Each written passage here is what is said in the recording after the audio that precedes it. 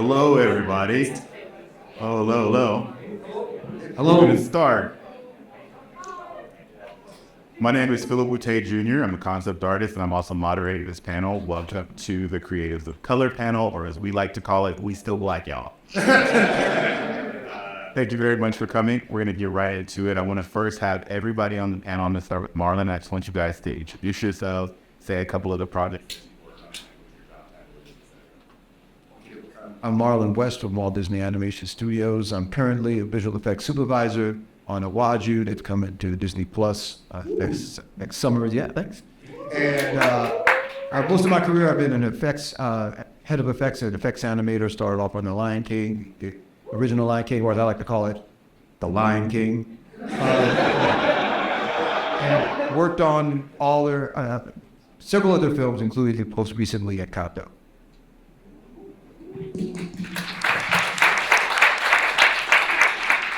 I'm Everett Downing. I was the executive producer, co-creator of My Dead Bounty Hunter, which is coming out early next year. Excited about that. Currently, I'm just started over at Disney as a film director. So, Yeah. excited. Yes.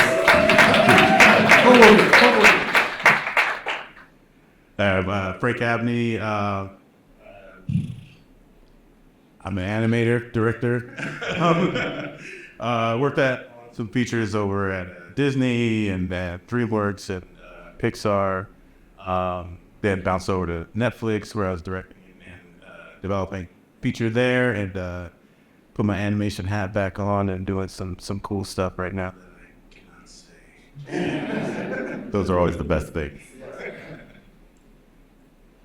Hi, my name is Mike Uwandi, currently concept artist, art director, and co-founder of 9B with this guy right here. Right. Worked on projects like Moon Knight, Blade, Mandalorian Season 2, Westworld, the like. And yeah, I'm excited to be here, get to see y'all. You know how casual he is?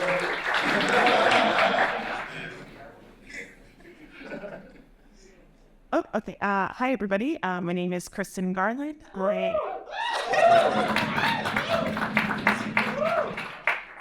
I'm an art director and visual development artist. I'm currently working at Wild Canary. Previously, I worked with Everett Downing on My Dad, the Bounty Hunter. So excited to come out. Previous works include Midnight Gospel, She-Ra and the Princesses of Power, Solar Opposites, and the Emmy Award-winning Nico and the Sword of Light. Very good. So as you can tell, lots of Black excellence on this panel, so we're going to get right into it straight away. The first thing I want to do is kind of address, especially for those of you that have different interests, is that what you can see on this panel is that there's a wide array of skills and jobs. So I want you guys to just talk about a little bit about, we've got directing, we have original IP, we have visual development. So can you guys just give a brief kind of talk about like what you do at your job? So let's start with Marlon, because Marlon has like one of the more interesting ones where I'm just like, go tell them what you do and how that process works. But I just want to interrupt you just to say, Philip, you were also moderating, but you were actually on the panel. Is that correct? So if you want to shout yourself out a little bit? Thank you, Marlon. Yes. I'm Phillip Boutte. I'm a concept artist and also co-founder of 9B with Mike Uwandi and actor Aldous Hodge, who's going to be Black Adam and Hawkman. He's going to be Hawkman and Black Adam. There we go. No, he's taking both roles. Which he would be here, but that's what he's doing on the moment. He's on a tour. And I've worked on projects. I worked on Black Panther, Wakanda Forever. Both of the first one is Wakanda Forever and Ever. Inception. I did 3 world tours with Madonna. I've done a lot of things with my drawing ability, and I've been very blessed to continue to work with creatives. So thank you very much.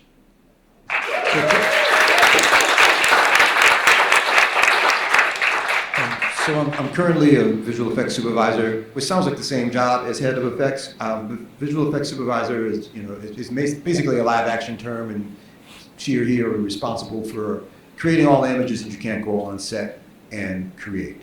So it might be miniatures, might be CG, or whatever the case may be. In animation, we make up everything. You can't go out and shoot nothing. Well, you shouldn't. So visual effects supervisor is in charge of actually everything visually and technically creating the entire show. So I've been on this job on Awaju for 2 years, and before that I was head of effects on, like I said, Encanto, both Frozen's and Moana. And effects, I guess what I would say, effects in animation is everything that moves on screen. It's not the characters themselves. So it's a fire, water, rain, explosions. I've been fortunate to do effects on films that the effects are a main character. You got a sister who shoots snow and ice out of her hands. Effects is on display. But a lot of what I do is actually just add production value to films. Like in The Lion King, like no one's really kind of like, man, when Mufasa hit the ground, that dust cloud he kicked up. That don't happen. But so yeah, that's my career, basically effects and visual effects supervisor. Everett. So what I'm doing at Disney is very similar to what I just left Netflix working on a show where I was executive producer. And the executive producer in the series is pretty much the same thing as like a director in a feature. So I came up with the idea, in my case, we're My Dad Bounty Hunter, a co-creator zone, and basically we had like several hats. So executive producer, co-creator, showrunner. Well, so seeing the day by day, developing the series, coming up, with everything, and then leading a writing room. So you got to sit down with the writers and you got to plot out the series and like where it's going to go, create all the characters, but we're also looking at all the assets, so we're in charge of like all the development, like what are the characters going to look like, where they're going to go, what the planets that they're going to, what are they going to look like, and everything that kind of comes through has to kind of go through us. So if we're doing our job right, like we're just kind of like, we're creating a goal. You know what I mean? Like this is what you're aiming for, and kind of trying to keep everybody on target. So doesn't sound like a lot, but it's constant meetings, basically. But take this off so I don't have to lean forward. Yeah, similar to what Everett was saying. When I was when I'm directing, I'm on that side of things where building the world, building the characters, and research. Working with writers, musicians, like everything under the sun to create what you see on screen. And then as an animator, a lot of what I bring to animation is just figuring out these characters, trying to get into their heads, kind of the psychological aspect of it, so I could bring something truthful and believable to the screen, with the different characters that we may touch.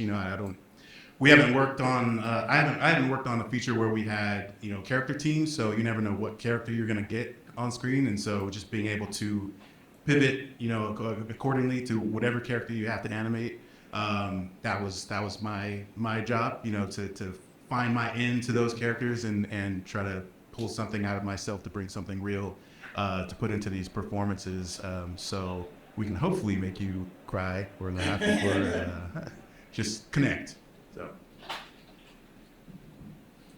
I'm a concept artist as well as art director. For concept art, essentially, you're taking prompts or taking feeling and translating words into a visual character. A lot of the times when it comes to art direction, it's a little bit of that, but creating that for a world, but also making it cohesive, which is not easy to do, and also being a part-time coach. Generally, you hire artists and they're already talented.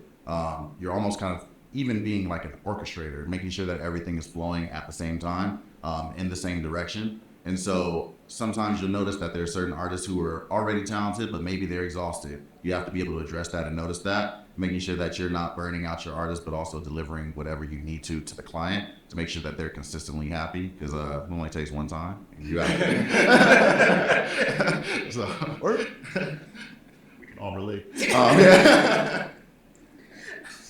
Yeah, that and And just piggybacking off of when you're art directing, you're also supposed to be coming up with a very cohesive vision, right? Like people are going to come to you with all of these ideas, and the pitch Bible is going to be filled with all of this like really amorphous stuff. And so it's up to you to really kind of take those ideas and form a visual around it that's pleasing to everyone. So sometimes as an art director, you may have a vision and it may not coincide with what the other directors and the executives are thinking. So coming to a nice middle ground where everyone's happy is also a really cool, like, I guess, negotiating skill that you got. Sure.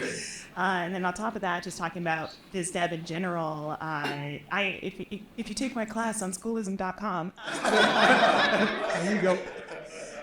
I talk all about it. It's more of an umbrella term, right? So, and it really depends on the show that you're on. So some shows may try to split everything up into you have your character designers, you have your prop designers, you have your background designers, and sometimes they may just call it biz dev, and that means you're responsible for everything. So really just making sure that you have the skills and a really strong foundation to take whatever is thrown at you. That's one of the biggest things in that job category. Thank you guys very much. So now that you guys know kind of what they do, I think I want to talk more about some of the pipeline things, especially because as creators of color, we face different issues that a lot of people don't face. And we have perspectives of those, not all positive, not all negative, right?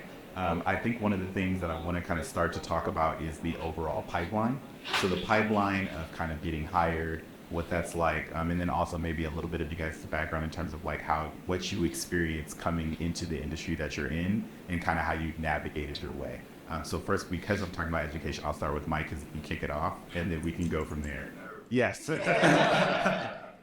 Yeah, so when it comes to just career in general, I didn't know what I wanted to do. I originally was going to med school, which is not at all the same damn thing, not even the same damn side of the mind. But eventually I started to see like character design and stuff like that. And even then I thought I was going to do environments. Eventually I started designing characters because I was told, hey, your characters are pretty cool. Eventually I noticed and I was inspired by the fact that there was no black people doing what I wanted to do. And eventually, like I'll see them in animation here and there, but even then the numbers were pretty small. Then there was this guy, who was like the only one. I was like, how is there only one? There's like thousands of character designers and artists in film. There's only one black dude? That's a trip, but that's kind of life. So I was like, all right, like I want to build myself to get to that point. And I started to notice that there was a lot of roadblocks in the way of like, teachers kind of not really seeing you, or people kind of overclouding you and not giving you the credit that you deserve, even to the point of, hiring people, they'll understand and admit, oh yeah, you're pretty decent, but you don't look like me, so I ain't effing with you, right? And I kind of went through stuff like that, and I recognized that when I was in school, a lot of people were dropping off in the middle of the term. Whenever we get a black student, I would just literally see them like fade into blackness, no pun intended, and I'm just like, all right, well, I'm here by myself again. And so that actually inspired me to not give up, because I know what it would take when it comes to just having someone who can inspire you. And once you see that there's someone who looks like you in a certain position, it kind of motivates you and empowers you also to really kind of dive into that and like just accept the bruises and the beatings that come along with it. So some of the things that I went through, obviously, like I said, is being one of the few, now one of like 2, 3. That's sad. Obviously, we need all of you. Yeah, we need y'all, please. We're not trying to recruit y'all for the army, I promise. But yeah, there was like 2, essentially. He's been in for like, 15, 16 years. And I only been in that side of the industry for like 2, 3 years. As a pipeline, just so that you're aware, I started in 2007, and the first time I sat next to another black artist was 2019. Context. Yeah, it's like we all have those experiences like this. I wanted you guys to just talk about like how you experienced that. I know that's important. Yeah, I'll jump in. Just so getting into the industry for me was like it's kind of tragic, serendipitous kind of thing. You know, my dad passed when I was 5, so you know, the first film I connected with was Lion King. You know, through that same experience, and for me, it was like the storytelling aspect of animation really grabbed me. But I didn't know that that's what I wanted to do just yet in terms of like directing. But you know, I love to draw and all that stuff, so I figured out what an animator was, and I didn't really think too much about it because I didn't know, you know, that was a thing. And you know, I started paying attention to credits and saw this guy's name, and I was like, okay, that sounds like it's a black dude. So I reached out. That is a pretty black name. Like Everett Downing, okay, yeah. And so fast forward, you know, I was working in games, and he helped me out a lot, you know, getting feedback on my work to get into a feature. And then I, you know, fast forward, started at Disney and met this guy, which I saw a YouTube video, him and Bruce talking about Princess and the Frog, and you know, so it kind of opened my eyes that there are some of us out here. May not be enough, but you know, it was enough to inspire me to keep going. And you know, just on the directing side, just I don't know how people get into directing. So you know, there was a shorts program somewhere where I was, and I pitched ideas, and you know, ideas were passed on, all that. So I'm like, okay, shit, I don't know what to do. So I'm gonna figure out a way to make it myself. So you guys probably saw Canvas slide by on there. So that was my short film that I was working on for the last, or not the last, but it came out 2020 on Netflix, and just grinding on it for 6 years prior, just trying to figure out everything that goes into it. And that was kind of the window for me for how we have to navigate this industry sometimes, where a lot of times we have to show them that we can do something to then get opportunities, rather than, you know, it's a lot harder, at least from my perspective and from my experience, to just kind of like rise into it. It's like, okay, I gotta prove it to you first, so then you can trust me. And so that's been kind of my navigation, kind of what I continue to do, even with other projects, you know, pitching projects, whatever, you know, try to get as much into it as possible, so you know, you don't leave anything up for question. And you know, I don't know, that's just how I've been conditioned to do it. So prove it, and then I don't know, see what happens. I will say that one of the things that you guys have to recognize too, when you're trying to get in the industry, is to be supportive of each other and be active in meeting people and networking. I met Marlon actually through our friend Peter Ramsey, and I met Peter Ramsey, director of Spider-Verse, right? I met Peter just from being at DreamWorks, and I saw him and his brother sitting at a table, and I was like, black people. So I just went talking to them. Right? Literally, I was so excited to see them. So I just talked to them and struck up a conversation, and I met Marlon. I met Chrystin actually at LightBox.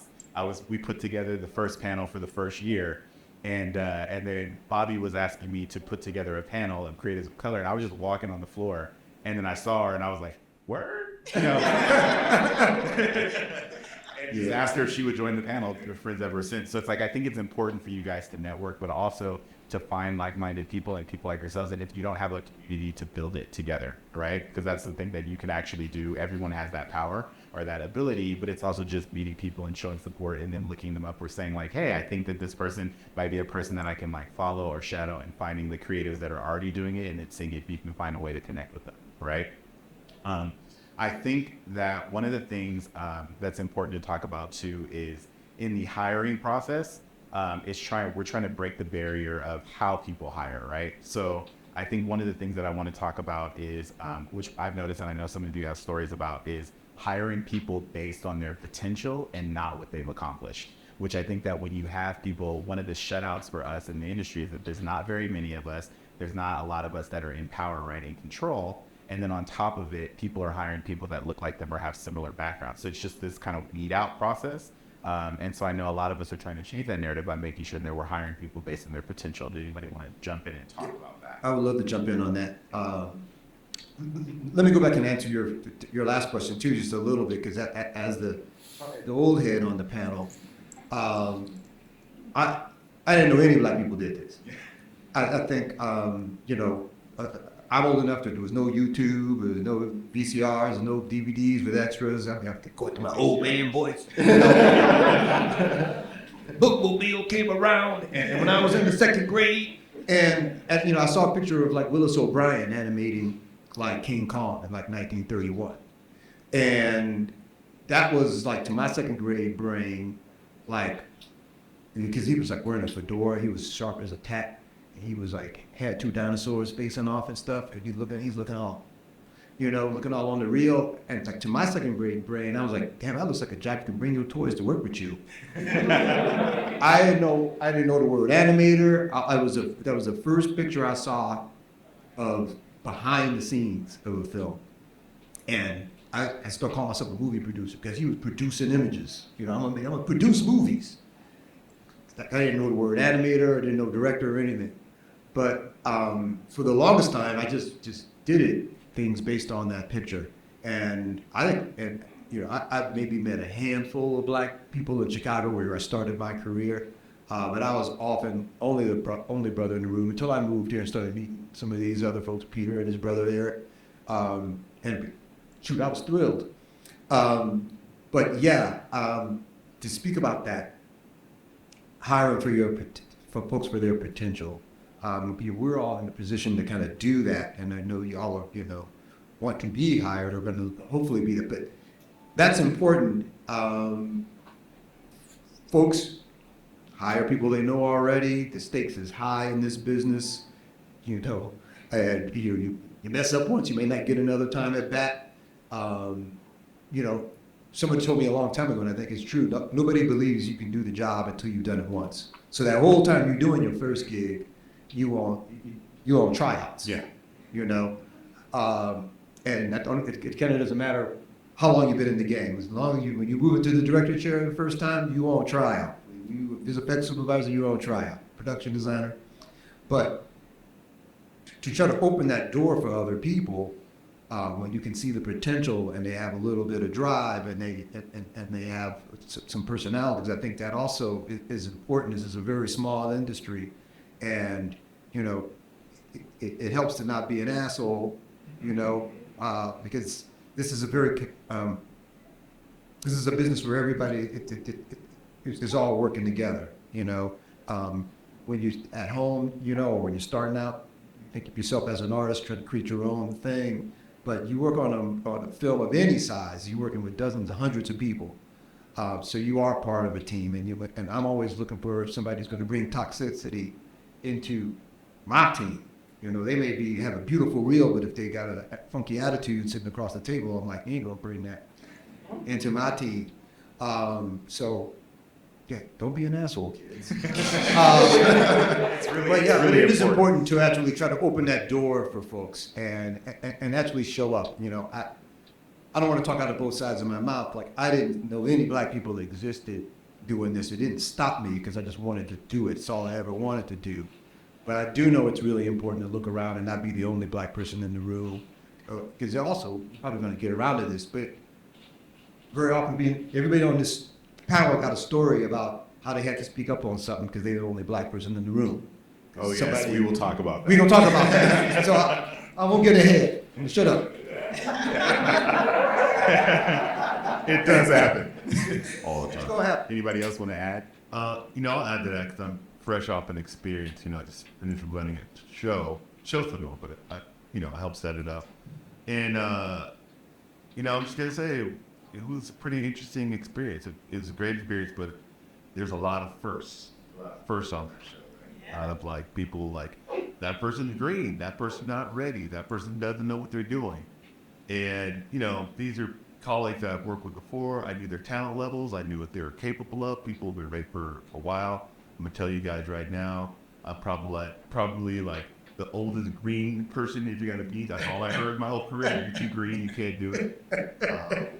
And it's interesting. It's like, okay, well, you know what? Like, give a person an opportunity and like just see them like thrive, right? Like Chrystin came on the team. She didn't. I mean, we brought you on like when it was like a viz. Like what was your title on Bright? Oh, it was like prop something. like prop designer, and then I got promoted. Yeah. And she's just dropping these amazing designs. They were like, let's upgrade this person. She's ready, you know. And that happened to us several times. A lot of people would just like give that person more responsibility, give that person that. And it's so funny because we kept getting this feedback. People were like, wow, you know, this person's doing such a great job. We're like, yeah, like we knew that person could do that. Like, Right. You guys have to know how frustrating it is to see people that are obviously good and act like everyone always acts like it's either the first time or they're surprised. Like, oh my gosh, where did you find this person? It's like they've been here. You know, like, So and it was incredible too because it's like, you know, we had like a dominant black writing team and people were concerned about that. Just crushed it. He crushed it. We had like an amazing amount of like black artists working on it, and people were like, how, you know, it's like, you know, I'm on Instagram, I see their work, you can't see, it's not dope to you. Like what's going on, you know? I'm literally like following this person, and all I do is call out, hey, you want to work on this show? Let's do a test. Oh, this is dope. Yeah, let's work. Like we hired like 3 or 4 guys from Nigeria. Oh yeah. Okay. Yeah, and they just crushed it. Oh, we hired like 3 or 4 arts out of Nigeria, and they crushed it, you know. So,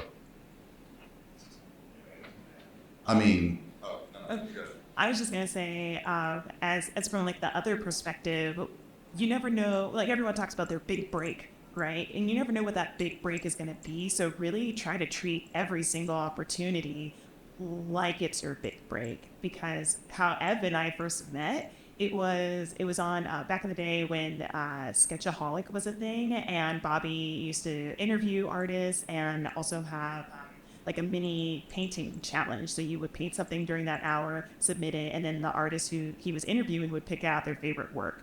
And I didn't even know how to digital paint at that time, like professionally. My friend was just like, oh, I'll just do it. So I did it, and I really put my heart into it. It was Street Magic was the theme. And Ev just happened to be the artist that was presenting, and he picked my work. And that's how we made that connection. And ever since then, like, we've been in contact. So you never know, like, what those opportunities are going to lead to. Some of those paintings that you're seeing up there from me, those were like my first entry gigs to getting hired. And that was during a time where I wanted to quit animation. I didn't even think it was going to happen, but that was for a gallery show. So you never know if it doesn't line up with your vision of what your future is going to be, as long as you're putting your heart and soul into every piece of work, every single job that comes down the pipeline. You never know where that's going to lead. So definitely like grab it by the horns when it's presented. and to jump off that, like Chrystin is such an amazing example. Like so many times, like, you know, I've been, you know, we met a long time ago, and every time I see her work, she's dope. And, you know, I'd be in contact, she's like, oh, I'm trying to get this job. I'm like, wait, like, you can't. And I would put her on blast anytime I got a chance. So whenever I found out someone was like, oh, I need, you know, so, hey, you know, Chrystin Garland, she's dope, you know what I mean? And it wasn't until, like, you know, I got the show, I was like, no, oh my goodness, man. You know, it's like, let's go. Let's do this. One of the things I wanted to talk about when it comes to that is my own experience, but mostly what needs to change and how change needs to be made. When it comes to looking at all of the people who've broken like these crazy molds artistically, right? You think about Disney, old school Disney, and you think about old school Disney, that job, character designer, environment designer, that was not a thing. In fact, most of those guys who were hired were fine artists who were just like told, hey, why don't you just, we're working on this animation, which is like the thing that wasn't even really around like that. And we just want to see it, you know, in your style. Like just let's curate this thing and put it together in a cool, presentable package. And so you're looking at people like Ivan Earl and all these amazing painters who are just putting together amazing work. And they didn't have a very specific thing like, hey, draw Cinderella like Cinderella. That didn't exist, right? And so oddly enough, I feel like recruitment has got quite lazy nowadays where, you know, they say, well, we're working on this Game of Thrones thing. You must have a dragon in your portfolio. And it's like, well, if you can't see past that, then you're missing out on a lot of gold. So when it comes to our own people, especially black and brown, you see a lot of times where just because you don't fit a certain mold, people think that you can't do the job, and they're missing out on a lot of things, a lot of incredible talent. So with 9B, we've been really blessed in the sense of, we're seeing these things and we understand the problem. We see these artists who maybe don't have a dragon in their portfolio, who, you know, they get onto an animation project with nothing in their Instagram that looks like an animation project, and they kill it. Just kill it. And you don't have to really tell them much at all. You give them a directive and just say, go at it. And one of the most important parts of that is like building a really balanced team and letting them riff off each other. So you're building a community within these jobs and allowing people to grow into the best artists that they can for that particular job. And so that was one of the things that I've had to go through a lot when I was coming up was, oh, you don't have this in your portfolio. And I'm like, can't you see 1 + 1 = 2 though? Like, you can't design dragon armor. Well, you see, there's a character with armor here, and there's a dragon there. You think I can't? No, all right. So I went through stuff like that. I also, and I tell this story a lot, and I'll spare the names, but I was told I wasn't. They said, yeah, we love your work, but too bad you're not this race. And they told me that to my face, and I was like, word. But, you know, I didn't even get mad. I respected it because I was like, all right, cool. When I have a company, I'm going to do the same shit. That's what's good about that stuff, because you can use that. You use that as fuel. Like, use it to drive you. And like you said, like, you take that and you take these learnings and you do it differently. You do it how you want to do it when you're in that position. And like, I feel like there's nothing better than like someone trying to tell you what you can't do or what something isn't, like, you know. I had an art director once say, you draw people really well, but can you draw a clown? And I think the look that I gave him back was like, are you a clown? Like, I just couldn't comprehend, like, if you can see this, why do I have to draw that thing? And then they wanted me to test and sample. I was like, you either are hiring me for what you could see here, or I'm not doing it. It was pretty much that simple. And piggybacking off of that, I want to talk about too, I think one of the things that we've all experienced, jumping off what Marlon was going to talk about, because I do want to talk about it, is being the monolith in the room, right? Where they say, you know, Jamal talks to so-and-so on page 38, and then everybody looks at you like, what do you think? Like, so let's talk about being the monolith in the room and also speaking up. Anybody want to kick that one? I'm scared to talk about myself. So I'll jump in on an experience. This is recorded, right? Let's see the red light back first. Oh, it's the red light. No, so I mean, it's not. I won't go too deep into certain stuff, but like, so the last film I worked on before I left Pixar was Soul. So, you know, Soul is a film with, you know, black protagonists and a lot of black characters. And so, you know, up until this point, I was usually the only black animator, or one of two. This was the first time it was a whopping 5 of us. Yeah. Heavens Big numbers. But yeah, so, you know, there are certain things in the film that, you know, we could speak to from the experience of it. You know, there's a barbershop sequence there that I won't talk about it, but there's a barbershop sequence, and there's a relationship dynamic between, you know, Joe and his mom, and you know, and so I had a chunk of shots that I animated where Joe is running into, it's the audition, so he's running into the club. He's coming down the stairs. He meets up with Curly, and they're coming downstairs, but in that initial greeting, you know, what was in the boards was, you know, and everyone, you know, probably said that's not how we would greet each other. And so I took it upon myself to change it and I initially had like, you know, the dap, grab, hug, you know, like, and it eventually became just a hug. But, you know, it was interesting that, that brought on a conversation, you know, because and having to, you know, demonstrate how, you know, I literally in the room stood up, me and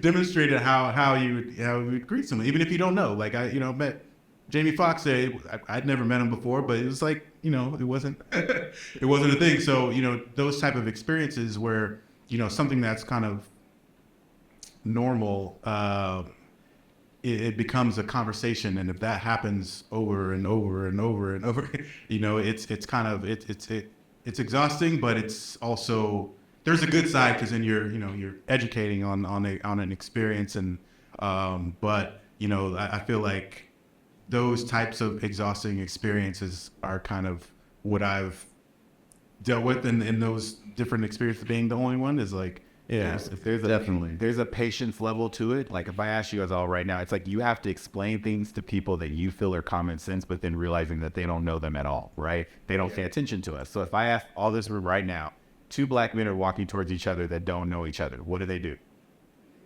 Exactly. but in animation, you know, like that's not it. No, Like if you're not there in the room to say that's wrong. it's so true, and it's even sometimes even more subtle than that. I've been on projects where I'm the only black dude in the room, and actually every project I'm the only black dude in the room. But there was a time that really bugged me, and a few people in this room actually know what I'm talking about. But essentially, we're working on a project. It was a black project. There's only one black dude in the room, and it's kind of the arrogance that some people kind of obtain in thinking that they understand your culture more than you. And nope. And, you know, just feeling like, you know, what they see on TV is real. And one of the tests with, you know, essentially we all are doing still images, right? And the feeling, the energy of whatever that person is needs to be conveyed in that still image. And I do a test where I block the face, and if you can't tell that person's black, they ain't black, right? So because you can't just look at the skin color and be like, they're black. It needs to be the way they stand, the way they walk, whatever. You can see these subtleties in whatever group. Unfortunately, some of those things are real and you can see it. So I remember seeing a certain image and I got pissed. And he knows.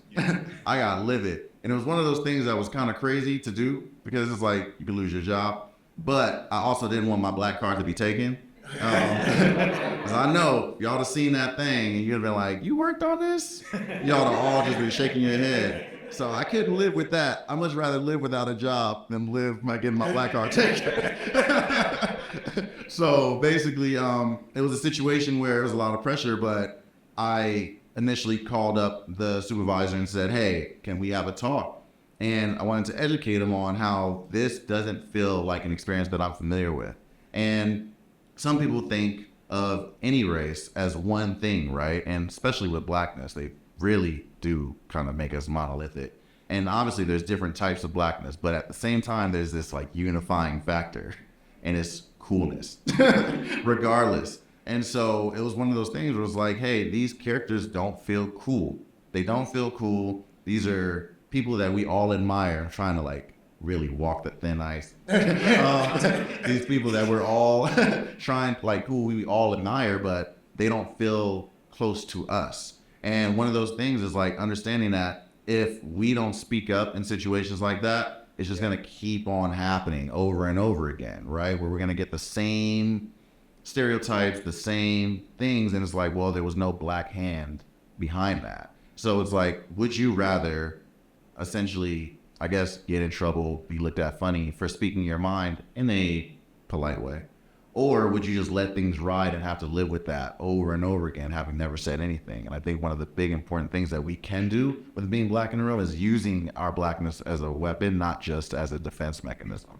You know what I mean? It's really interesting, actually, when you bring that up, because there's also the opposite side of that, where, like, you know, when you're working, and for me, when I was in the industry, like, I was the only black dude in the enemy. It was crazy. And you would see black characters, and I would naively think, yeah, they're going to talk to me at some point. They're going to, like, I'm the only black guy, something. But it just never would happen. Nope. And I kind of had this attitude where it's like, you know, it's both up in the room, but I'm like, as y'all said, we got to explain. People ask me, I'm going to be nobody talk to me. That was like my attitude. But like, it got to a certain point where I'm like, okay, so like, this is ridiculous, you know. I remember even on when I was at DreamWorks, I was they wanted me to see one of the screenings, and they're like, oh, we should totally get you the first screening. And then I never got that invitation. Then when I would see the director, I'd be like, hey, what happened? Like, oh, we're just taking that chance, And then the movie felt like, it was okay. It was all right, but like if I'd been able to, if they'd actually listened to me, I could give them a little instruction. I'm not gonna burst my way in the room. But after that, I kind of made it, I was like, after that, like, you know what? I'm kind of done with this. If they don't come talk to me, I'm gonna come talk to them, you know what I mean? So that's just kind of how I've been moving forward, And I'm always respectful, but I'm also like, I'm on patrol. I'm on patrol. That's a real thing, though. Like, essentially, want to jump off what you said about having, say, a black artist in the room, but never asking the black artist for their opinion. A lot of times, some of these companies just want to kind of keep you in the room to say, we had one, and that's why sometimes you just have to exercise your voice, because otherwise they won't ask you for your opinion. They'll just assume that you're cool with it. It's hiring visually just so that they can feel better also too about the choices they're making. So you have to watch that. Like, you have to speak up, because what'll happen is that even if they have a few people of color, or they're just like, we've got a person of color and a woman, and they get really excited about the fact that they've done their job, and they haven't, right? They haven't given them any position of power. They haven't given them any kind of voice, right? So you have to watch to make sure that they're doing it correctly, but also to speak up when you notice something, because what'll end up happening is that once it comes out, they'll feel like, but they'll think they did it correctly. And then when something comes back to them, they're confused. Like, they're like, well, we had all the people. And it's like, you didn't give them any voice. You didn't give them a chance to actually, participate in a way that was meaningful to the project. Captain Planet.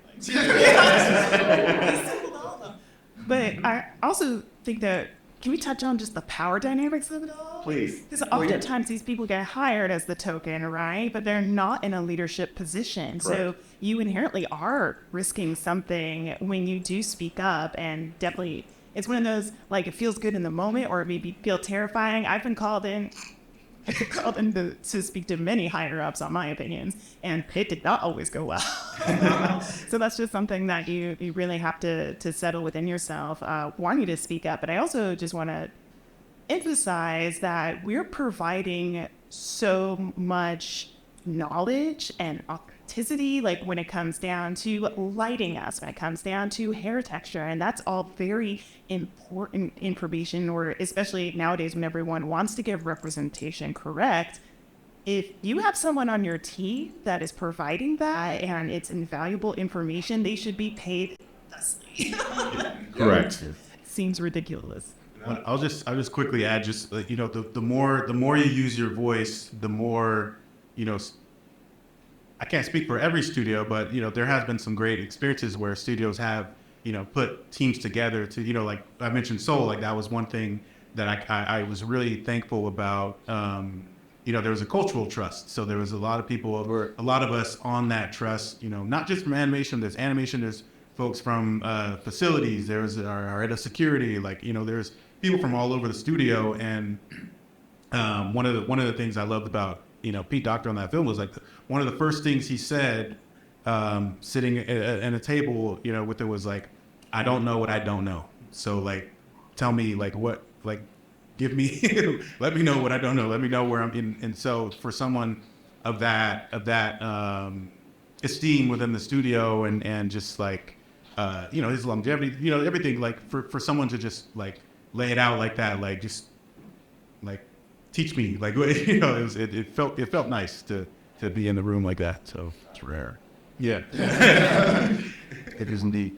Marlon, did you have an experience that you wanted to share? I had a similar experience as Frank, where I've been at Disney for upwards of 30 years now, and I've seen, I've got some trust and some rep built up, and so I feel some obligation to use that, to call things out after I've been there for a while. But I've also seen people be more open. When we were working on Encanto, which had a big range of people from dark skin to light skin in that family.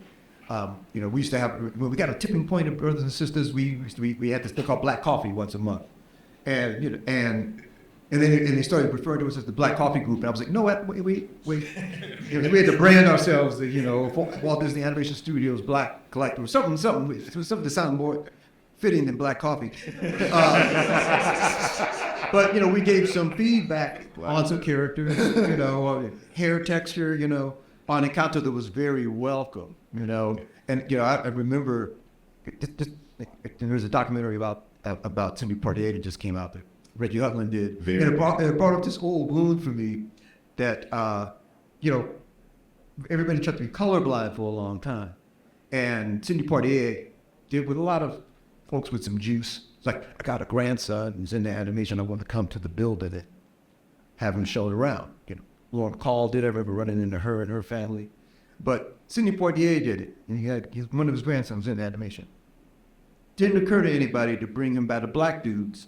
Yes, they were trying to be colorblind. They were just shaking them around. They didn't know what an effect maybe it had on that young man to overtly be taken to a black artist that's working there. I just heard he was there the next day. I was like, oh, Sidney Poitier, did you see him in the hallway? And I'm like, what the fuck? I'm mad all over again. I was watching that documentary, and my wife had to listen to me for a half hour, tell this story about Sidney Poitier being a feature animation. But you know, the pendulum is swinging. You know, thanks to recent events, that people want to be more authentic to actually listen. But you got to, once that door is open, you have to hold it open too.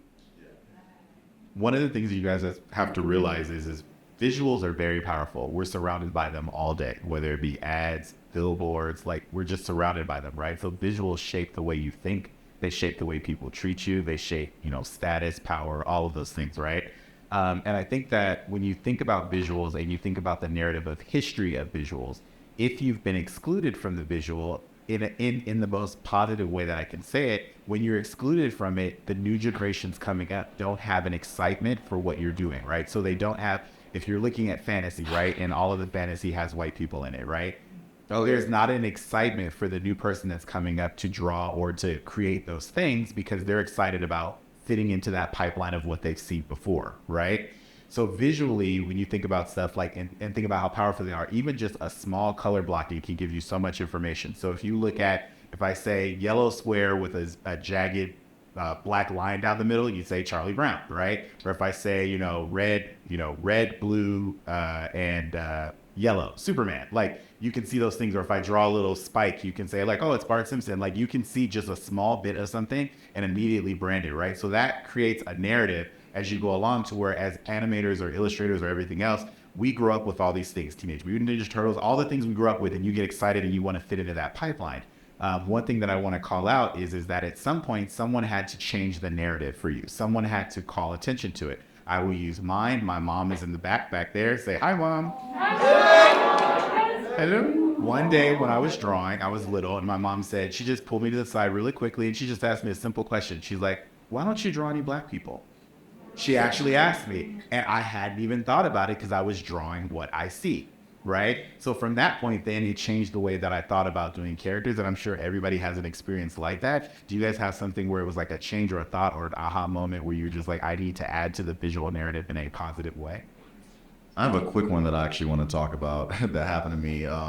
There was this really cool book that I had. It was actually it's called The Cowed Witch, and I'm rereading it again.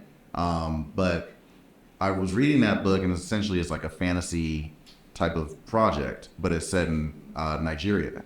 And I was pissed at myself for when I was reading these characters, I was envisioning them as white characters, right? And that's how we can, and it's like, oh, wait a minute, this is in Nigeria, you know what I mean? Like, but it's just funny because we gotten to the point where we associate fantasy with white culture, European culture. We don't really associate it with black.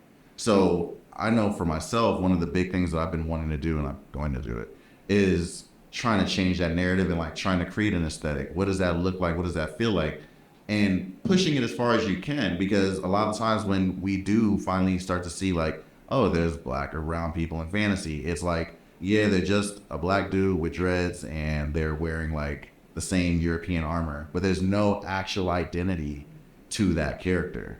right? And so that's one of the things that we see a lot when it comes to media in general is like they can literally just color swap a character and you still accept them. You're like, oh yeah, there's a black guy kinda in that project, right? But they don't feel like you.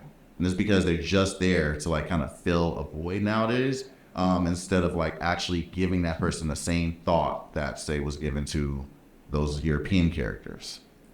You know, it's interesting to bring that up too because it's funny. I've been feeling that like you see something like you just swapped out the color that doesn't feel authentic, and like right now you're seeing like a big rise in like, you know, creators of color, right? So like it hasn't really hit yet, and it's gonna hit. It's about to hit, and when it does, it's just gonna feel different, and everyone's gonna be like, oh, we're okay. It's just gonna be different. And I had a very similar experience, but mine was much more public. So I've been working on this comic for a while, and like I was developing it, and I was doing all this research work. This is about 14 years ago, and as I was working on it, I was like, comic book stores, and I was getting pissed. I'm like, man, look at all these covers. I don't see a blackface anywhere. Like, what's up? I'm going to the comic book store weekly, and my buddy's sitting with me, looking at me, and he's like, what are you mad about? Like, the comic you're doing, the character is white too, so. And he was right. And I was like, oh. And and here's the thing. At that point, it's like that. You know, you get to the point where it's like, I made a decision because like, oh, I want to get the biggest audience possible, and that's kind of like trap, right? Right. And that was kind of the trap. And then I'm like, you know what? I'm just gonna be authentic. I'm gonna tell a story from my point of view, characters that look like me because that's my experience. You know, and it's gonna find its audience. It's gonna find those people, you know. So It happens to all of us too. I remember the last Star Wars. There was a black female character, don't remember her name, but she had like big hair. She shows up on a horse or something like that. And for a split second, even for myself in the movie, it took me out of it for a second. And I was like, why do I feel weird about this? And I literally was mad at myself. I was like, oh, because it's a black woman in Star Wars. Like, it threw me off that much that it's not there enough to where when it actually happens, it throws you off because you're like, this is different, and it should feel normal, but it doesn't, you know. One of the things that I'll say too, because I want to open it up for questions, to get some questions from you guys, is everyone here has experienced at least being in the room and trying, you know, being that monolithic figure or trying to, you know, to talk and trying to get people to think differently. One of the things that we will always experience, which is really frustrating, and you kind of have to be patient enough to fight through it, is good intentioned people that think they're doing the right thing, right? So like, not everyone's racist, not everyone tries to do things or try to exclude us or whatever, right? You can't take that narrative on all the time. But your good intentions should never overshadow my experience. So when it gets to a point where I'm telling you my experience and your good intentions are starting to be louder than that, it's a problem. So you guys have to watch that and try to kind of educate people back to saying, hey, these features that you're taking away are predominantly black, so you're basically washing this character out to where they look more generic. You're not doing it on purpose, you're going by what you see. So it's like, I'm trying to push this character more this way so that they feel more authentic to our actual experience. You're pushing them back to like, oh, like, you're washing them out. You're basically making them more generic because that's what you're used to seeing, that's what worked, right? So you kind of have to have that balance, but also be sensitive to the fact that that person may not actually know they're doing that. So you have to like, you can't, you know, attack them. I had an experience like that, similar, where it was like, it was fear, you know, fear of going too far, being, I'll omit certain, I'm trying to, how can I tell us with the omission? Okay, so there, you know, there's some characters that were being designed, and so they were pulling back on the design features because of that fear of being like, you know, that it would be considered racist or you know, you know, it was something where I had to pull the director aside at the end of the meeting and just tell him, like, you know, people are going to find something wrong with what you're doing no matter what. So I think it's better for you to just be honest in the design, because it's not going to be offensive if you're pulling from truth. You know, you can go too far, but then it could be just as disrespectful not going far enough, you know, because of that reason, like where you can just, what you were saying about like just a character looks like you just swap the color on it. And so there's a fine line, but like, just want to share that. Okay, I got one thing before. I just wanted to talk about fantasy for a second because I love it. Please. I feel like there's this continual need to make fantasy that looks familiar, and the reason people get so upset when they see people of color in fantasy is because they've only seen it one way. Correct. And it's like, if you do some research, you'll see that every culture has their own mythology going on. They've got their own pantheon. We've always been here. So I just want to say that, like, especially when it comes to like alt spaces or genre fiction, horror, fantasy. If you do some research, if you look across the board, creators have always been telling those stories and have been placing people who look like them in those spaces. So we've always belonged and we've always been here. You have the right to take up that space. Yeah, man. I just want to touch on one thing, because the project I'm working on right now, my collaborators are Nigerian. And I was really, when Disney reached out to their company, they've done comics until now. This is their first time filmmakers, first time working with Disney, and they're doing something that's set in the future, and set in Nigeria. And I was calling it Afrofuturism, and I'm very used to calling books and movies, music, Afrofuturism, and I was really into it, and I had to train myself not to, especially from my director, because he was like, science fiction. Y'all have historically black colleges, we just have college. And I was like, damn, all right.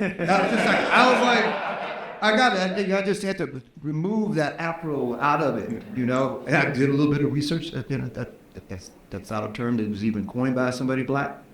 And so I've kind of stopped using it. And even though I still love science fiction and fantasy that features black people, but it took this brother from Nigeria to kind of like just say, like, we just doing science fiction, man. We don't have any type of trappings around it that it has to be focused, funneled away from some kind of Eurocentric vision. It's just their vision. So I'm proud to be working with them. I mean, even design-wise now, this might be too raw, but design-wise, like now, it's just like when America thinks of Afrofuturism, they just think of futuristic stuff with kente cloth all over. So I agree. It's just one of those things where when you use the terminology Afro, it's like it's already Afro coming through your vision.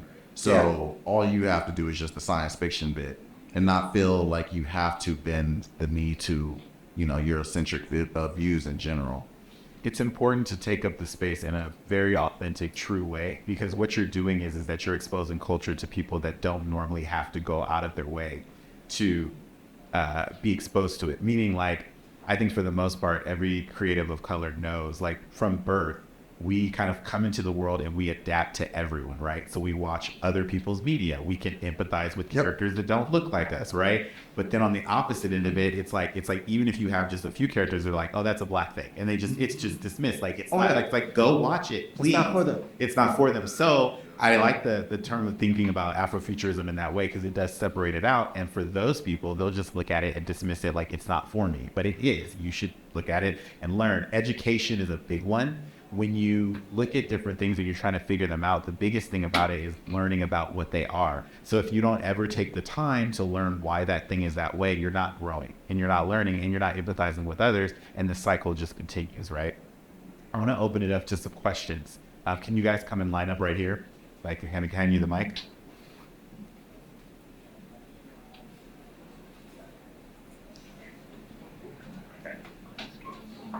Hi.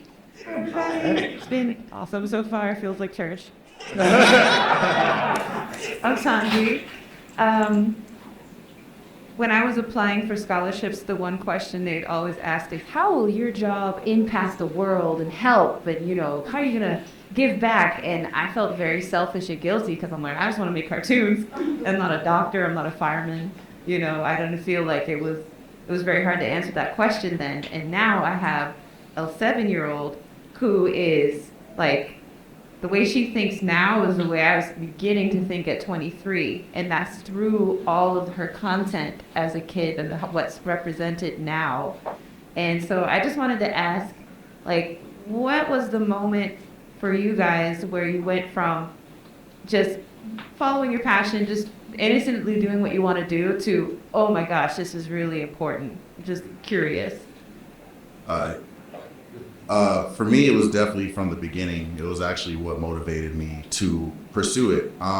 Like I said, originally I was doing med school, and to be honest, I remember having this question, sitting at my job, and I remember being like, yeah, med school is cool, and this whatever, but there's a bunch of black people doing that. And I remember thinking, I was like, what can I do that doesn't have that many black people in it? And then that's when I came to art. And then I kind of went down a rabbit hole. Like, I don't know, I go down these rabbit holes all the time, so I'm kind of crazy. But I remember thinking like, okay, well, if there's no black people, because I didn't know about live action and I just knew art. And I was like, okay, well, if there's no black people in like entertainment, then what would happen if, like, I'm gonna just say it, a real one went in there and actually did what he had to do, but also hitting the level that, they don't expect of us. And then it went deeper, and I was like, so then if I get to that level and then I start hiring other people who look like myself, what happens to the visual like landscape there like generations after? And the truth is, we can't really sit at the door and beg anymore, right? You have to kind of get in there and say, all right, there's no talking, just do it, right? And so eventually I came to the conclusion that it takes a few generations to make change, to make real change. And one of the big inspiring factors was understanding that if, we get started now, there's gonna be some kid who's like, there's gonna be a few kids now who are like, yo, I see it. I see these people in these positions. Now I'm gonna do it. And they're gonna always take it further than what you took it. So it's like, instead of thinking about it selfishly and saying like, oh, this is about me, it's not about us, it's about the people who we are going to soon inspire. And then those people will eventually get into the rooms and start to change the landscape, right? So like, if you have all these projects that are filled with the same people, the same groups of people, well, yeah, then the content we're gonna get is the same. The stories we're gonna get is the same, and the stereotypes that we're gonna get is the same. So it's not until you start to like really let people trickle into those rooms, and now there's 5, 10, 20, people in those rooms who can not just design visually, but also create these stories where we start to get a different narrative that'll then inspire people and also help other people who don't really interact with us on a regular basis to see like, oh, there's different types. They're not all the same type, so it's just kind of looking at it from a much further, deeper lens than just like the current, because the current is always going to be tough, but we just have to start now and just start inspiring generations upon generations, and also in inspiring and motivating parents to eventually see that this is a viable option, and not just saying like, oh, you're going to be an artist, you're going to be professionally poor, which is what my dad told me. You have to like really think about it in the sense of like, they don't see us doing it. At one time, I'm sure bouncing a ball was like, you ain't gonna make no money bouncing a ball. But then they see people make money, and then they're like, okay, well, now you see a bunch of black kids bouncing basketball, right? And it needs to be the same thing with art. If they're not seeing us do it, then of course they're like, I was told, you dumb, why are you doing that? But it's inspiring other people to say, oh, I know an artist who works in the field. I know a Phillip Boutte, I know a Marlon West, I know a Frank Abney, you know what I mean? Like, inspiring those people, because unfortunately, not everyone is so proactive in the way they're thinking. A lot of people tend to be kind of lamb-minded, right? Where if they've never seen it done, it can't be done, or it's not a real thing. So unfortunately, knowing that, we have to really kind of spread out and conquer, and eventually allow people to see that this is all possible, and there's more of us here, and there will be more of us in the future.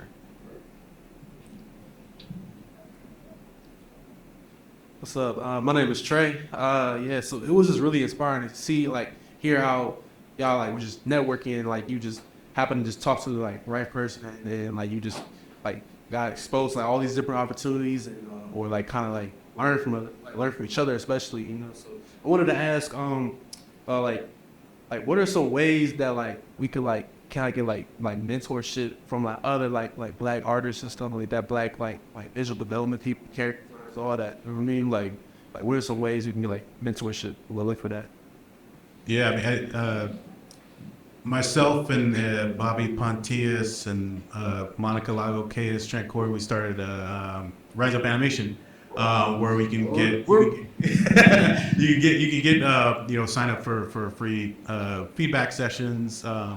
There's a wide variety of people in the industry that's offered their time to help, but then also there's I mean, for me, this was before like Twitter and Instagram and stuff. Like LinkedIn was a big thing for me, but now with LinkedIn or with Twitter and Instagram, like social media platforms, like that's how I've found artists to hire. Like you were saying with Instagram, like that's how I continue to reach out to people. For even like myself trying to pick people's brains, just drop in a message or something. Hope they see it or just putting yourself out there. Like that's the big one, I think. But yeah, hit up Rise Up Animation.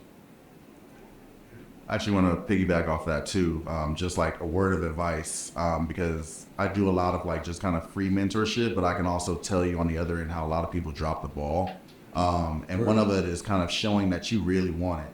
And so sometimes there'll be someone who says, hey, I want a mentorship. And you're like, all right, word.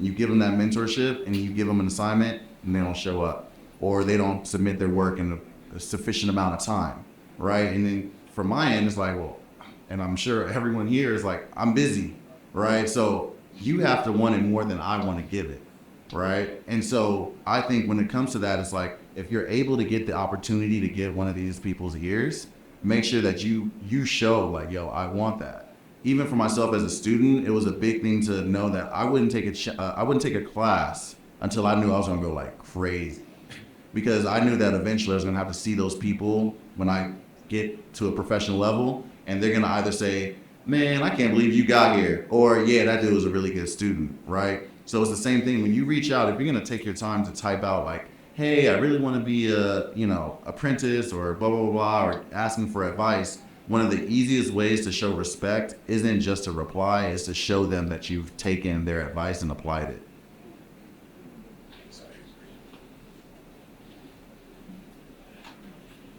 Hello, everyone. My name is Patricia. It's so nice to meet you guys. I have two things I kind of want to get off my chest. First, the first one isn't really a question. It's more like advice to everyone here. I know you're talking about networking and getting yourself out there. One of the things that I found that is super effective at helping you network and meet people is to go out and talk to the artists that you admire. And because there are people, you can go up to them. Usually they're super nice and they want to help you because they know how it is trying to break into the industry. And one of the things I've been doing here at LightBox is I've been going up to artists I really admire, and I ask them what do you need? What value can I provide you right now? So just a little example. I asked an artist, he was at his table alone, and I was like, hey, it looks like you're kind of doing everything. It looks like you are maybe not as efficient, working as efficiently enough as you would like to. He also has a YouTube channel. I asked him, do you need help editing videos or social media?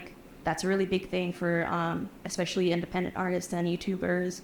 I was like, what can I do? It's really about seeing what value you can provide them, because selfishly, right, everyone wants, if you're asking people, they'll ask you people will say hey, can you give me a job? Or hey, can you do this thing for me? But you have to switch that around and say what can I do for you? That's one thing that I feel is super helpful. And so anyway, my second question I had for you guys is what do you think the art community needs in order to bring people together more? What can we all do to help each other out?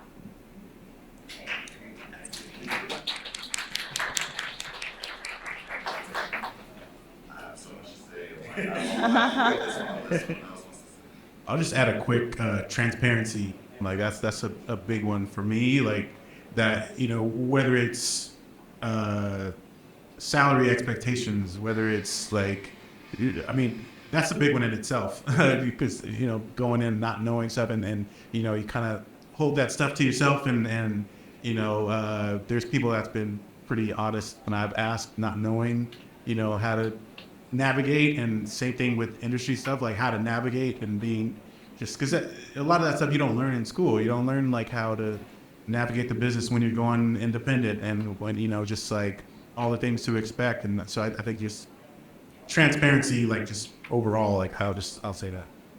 Yeah, I'll just be real quick because I see we short on time and long on line. But I've been falling down on the job lately, but I participated in Rise Up as well. I want to get back into it. But showing up for each other, I think, is really, really important. We all have shown up for each other on this panel, either with advice or work for one another. But showing up and answering these questions and showing up for schools and letting people see you so they can see themselves in what you're doing, I think is very, very important. But one thing, Mark, that I can't want it more than you. You really, really got to show up. I think I probably did like 70 Rise Up sessions in 2021. And I count on my fingers how many times people, on one hand, I ain't holding up two, in the back of the room. One hand, there are people who actually took my advice, called me back. Every session ended with, if you hit me up anytime. I'm on Instagram, I'm on Twitter, I'm on Facebook. Here's my email. Do this. There's like 3 folks that I'm in regular contact with from all that advice. Not why. And so, show up with somebody who, because I was doing this on Saturday and Sunday. That was how I was doing it with my weekends, especially when we were on lockdown. But like, damn, take my advice. We had an artist. You guys have to know what she said was great. What she said was basically, she said, we're people, right? So everyone's people. If you reach out to people, they will eventually get back to you, or they'll try to get back to you, but you have to want it. We had an artist, a part of 9B Collective, right, that we had an open policy where we said, if you contact us, we will contact you back. We had one guy that likes to write. He was doing art and stuff like that, and he's interested in acting. So he's the only one that reached out to Aldous and asked him if he could have a one-on-one, and Aldous mentored him for like 2 hours about acting because he asked, right? So you can actually ask, and it's something, like I said, if you're going to reach out to the people, ask, right? So that's the key thing for community-based things too. If you don't find something that's directly right there, build it yourself. Get with a bunch of your friends, build things. That's kind of the first step, is like, and then showing up and showing people that you're there. And also, just like, I think on 2 ends, there's the people who are there and the people who are trying to get there. For the people who are there, making sure that we cut the elitist state of mind, right? And thinking that, say, for example, you're the exceptional Negro. We have to stop that. And then on the other end, it's true, man. And then on the other end, it's like we said, it's though you need to show that you want it more than we want to give it. There's no reason why. I've said so many times, like during talks, like, hey, make sure you hit me up. I'm open. Hit me up. Hit me up. Hit me up. I'm shocked. It could be a room of 40, 50 people, one person. And you're like, what the hell?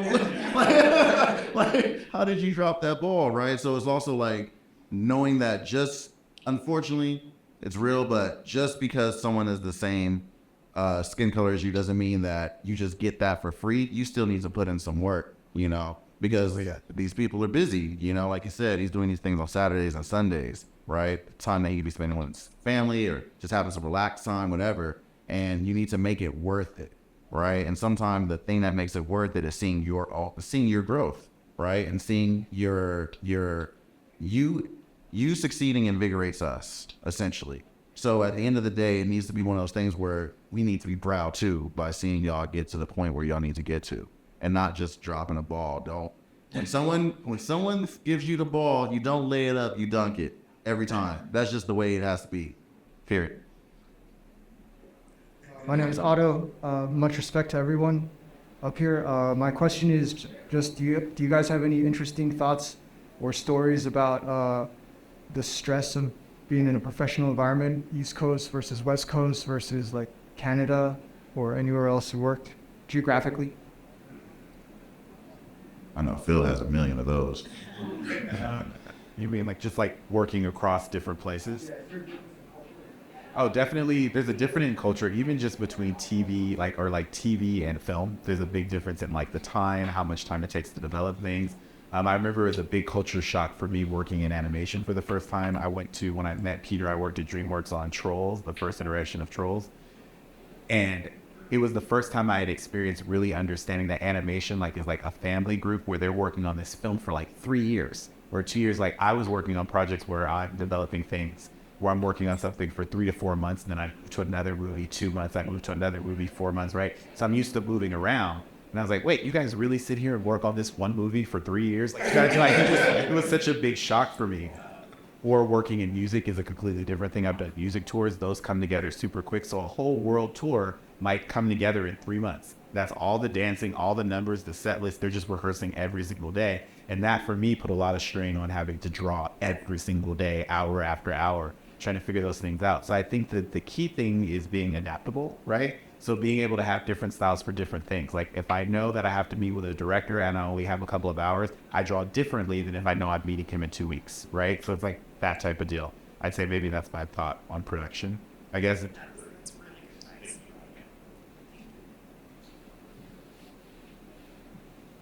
So first I want to say, Marlon, you were the first Black movie that I saw that looked like me. I remember watching Princess and the Frog, like down to the moments. So that's incredibly powerful for me. And you were the first Black biz dev artist I saw south looking. And so I think that's what you said was really important. And I tell myself that every day that I may be the first Black biz dev artist from Indiana, but hopefully I won't be the last. And holding that door. So I should really inspirational for me to meet you because I was looking and I'm seeing Amanda's and everything else, but and so my question to you was, do you have any advice for a Black biz dev artist to bring into these spaces? And how do you show that you're capable and driven without being overlooked, dismissed, or begging? Because commonly when people ask me about my passion, of course it's your passion. So it's explaining that this is something that you this gets you up out of bed in the morning without sounding like you're begging for the opportunity. That's, I feel you. And here's the thing. When I was first getting started, I just showed up. LightBox Expo didn't exist at the time. We had CTNX. I booked a table with a friend to split costs. Whenever there was a competition happening online, I tried to get involved in that. I think it's really just making sure, especially nowadays, because social media is such a prominent way to get your work out there, making sure that you're updating your stuff and also working on your own skills in the meantime, trying out different things. Because when I first got started, even before it was I'm going to be a biz dev artist, I was working in animation. Or not working. I went to school for animation. Princess and the Frog had just come out, and we're 2D's coming back. It did not. Tangled was hold my beer. So I started teaching myself how to digital paint. So it's really just about putting yourself out there. And as far as coming off too passionate, I feel especially for Black people, Black women in general, we're always going to be tone police. So if people are gonna judge you for that, pay them no mind. Let your work do the talking, And I think you're taking the first great step is coming up, asking questions, and putting yourself out there, and know that it may be a short road to getting a gig. It may be a long road. It took me, I think, 5 years to go from graduating from college to actually getting a steady work. But as long as you're producing work and you're gonna get freelance in the meantime, and feel free. Email me, hit me up. We can talk about this more because I feel like I could go on forever. Okay. Sounds good. Thank you. You guys kind of touched on it a little bit, but in terms of getting hired, visually, being the only person in the room, have you ever had times where your imposter syndrome overlaps with Blackness and you deal with it? I feel like I've talked a lot today, but I gotta say, I've been really working at stopping using imposter syndrome because I've been at Disney almost 30 years. I'm still like waiting to get caught out, like I don't belong. And so it is real. So I'm sitting here like, and it's something that just, you just have to deal with. Well, I've had to deal with my whole career. The drawings that have come up here that I've done, I did during pandemic of folks who faced down racial violence, the worst of this country has to offer.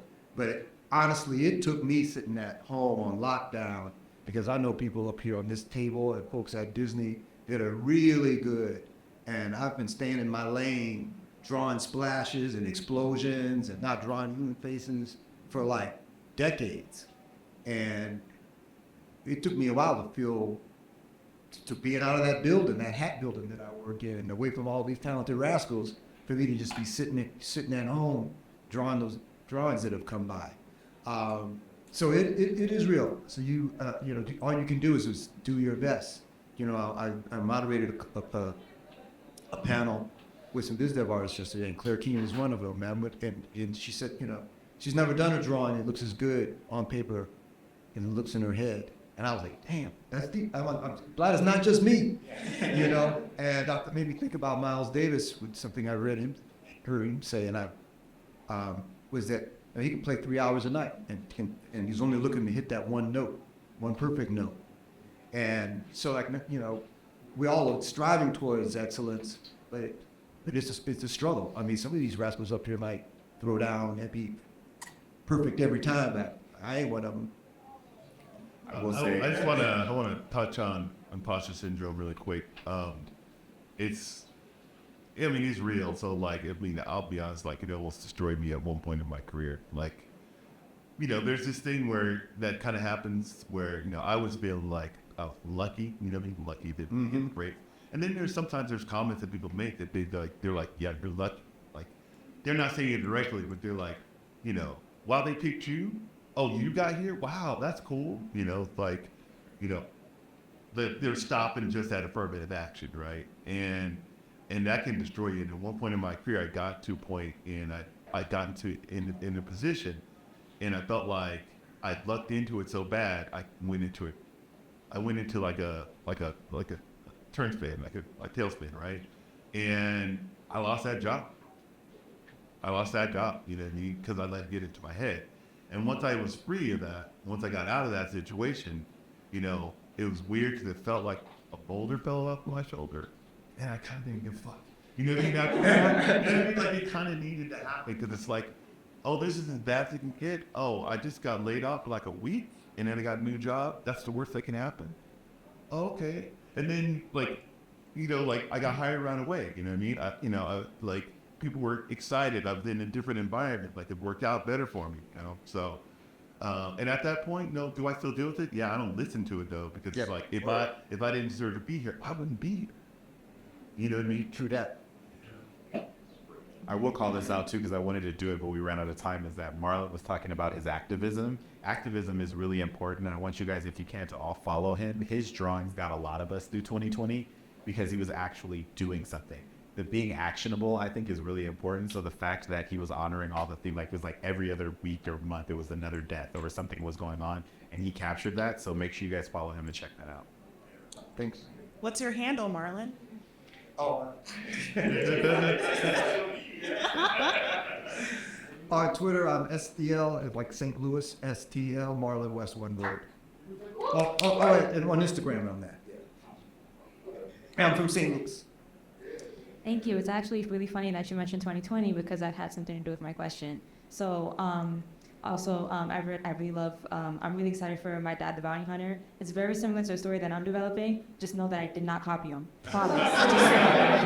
But I'm really excited for it to come out. So my question is actually, as Black creators, and you deal with all the whole, oh, you're lucky to be here, and it's nice that they picked you for so-and-so. Really, how do you keep your peace? And how do you, not let it affect you? Because during 2020, as we know, big BLM summer, I say that in a mean way because things were crazy. The way people were acting was ridiculous. and I was getting like a lot of, because I was pretty active on Twitter at that time, and I was getting like a lot of, somebody added me to like a list that wasn't nice, and I was on the floor crying, throwing up. So like, I'm just wondering, how do you like, keep it together, and like, because I'm not into animation. I don't live out here. I'm freelance, so I don't really have like a community of like, I mean, I have friends, but like, I don't have like a community of people that I go to on the job all the time, and I talk to them and I see them, it's pretty much solitary freelance illustration. So I just wanted to know, basically, yeah, how do you like keep it together and like, not spin out of control all the time? Because I've done it like twice. Third time, I can't do it again, So I just wanted to know. Thank you. I think being a part of that, like, it's just kind of like shining, and despite of that, just shine. Despite all that, you just, social media is just that. It's just social media. It's just like something that's outside of you that you don't have control of. You know what I mean? When I go through life, only thing I can control is the way I respond. That's the only thing I can control, right? And I can let it get to me, and I can tailspin, or I can look ahead. I'm always looking ahead. Like, what am I doing now? Like, I'm in a good space, you know what I mean? Like, and just kind of keep focused on that. And people are going to say what they're going to say, to do what they're going to want to do. Like, I just try to be the best me that I could be. I'll say that. And that's kind of like the sustain. At some point, it comes through. I can only take 2 more, so the rest of you, please come outside with us and we'll answer questions, okay? I'll stick around. Just come, we'll stick around and answer. We just have another panel at 12. Hello, everyone. First wanted to say, great talk, inspiring body up here, as well as just following you all online and everything. Like y'all said, it's great to see people like us kind of in the industry and thriving, so that's dope. I kind of just wanted to ask a question about the whole hiring for potential sort of thing that y'all were talking about. What is a way to display that potential? Is it kind of like a volume of work? Is it change over time, like improvement, constant grind? What are some of the things that you look for? Like, what's the spark in someone's portfolio, or it's just the way someone shows up to like LightBox? She's my question. Oh, can I get on this? I feel like the big thing that I see with a lot of artists is that they have, it's looking whether or not you have a strong foundation, right? Do you understand perspective, anatomy, proportions, graphic shapes, all of that? And if you've got that down, then that's fantastic. What I also see is a lot of people just don't understand how to like put together a portfolio and make those specific talents shine the most so that it looks industry ready. So one way that you can really help yourself is to check out professionals just across the field and see how they're putting together their websites, how they're putting together their portfolios. Because half the time, if you have a portfolio that looks industry ready, then that can push you leagues beyond where you were before. I'll just say on a personal touch, outside of the caliber of work, just what I don't, just when I in leading a film, like what the stuff that I would look for is like seeing your voice, just seeing that you tapped into that voice, and we would look at biz dev artists, or even when we were looking at for like production designers, all that stuff. Like I've always like, do they have personal work? Do they have personal work on their website? Just trying to see who you are and what you're able to bring from yourself, and just wanting to see that and your perspective, and and then caliber stuff as well. Personal stuff, that's super important. Actually, that actually got me more jobs than the professional stuff. Same. Because the personal stuff, they kind of clowning around a little bit more and having fun. And people were like, "Man, you did that weird thing. That was hilarious." And that's that's why they come looking for you. Like, so it's like you kind of want to brand yourself, right? Like you got to figure out, what am I really good at, and like how do I distinguish myself? Like put yourself. I might just want to say thank you guys for providing all your experiences, because we gained so much insight from it, and I want to know, it's good to know that you're not alone in all of this. And especially your story, Mike, because I relate to it so much, because I'm also Nigerian. Hey. And yeah, I was due to go to med school in this past August, and so now it's like I'm like pursuing art because I saw your work especially, so it made me think, like, if you can do it, why shouldn't I? I have no excuse. So thank you for that, really. Thank you. Thank you guys very much for coming. The three of you that were still in line, please join us just outside. We will answer questions. We'll stick around. We just had to end for today. Thank you guys so much. Thanks so much.